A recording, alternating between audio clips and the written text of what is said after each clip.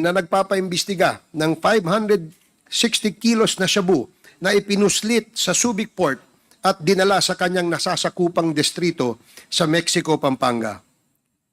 Sa una ay iniimbestigahan ito ng dalawang komite, ang Dangerous Drugs Committee at ang Public Accounts.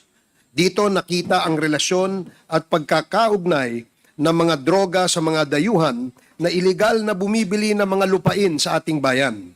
Kung kaya't minabuti na pag-isahin ang mga pandinig ng 4 na komite sa mga nadiskubreng mga kaugnayan.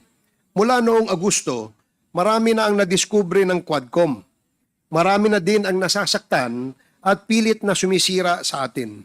Subalit nais namin kayong garantihan na habang kami ay pinipilit na sirain, kami po ay hindi titigil sa pag-ungkat ng mga bagay upang makita at maisiwalat ang buong katotohanan.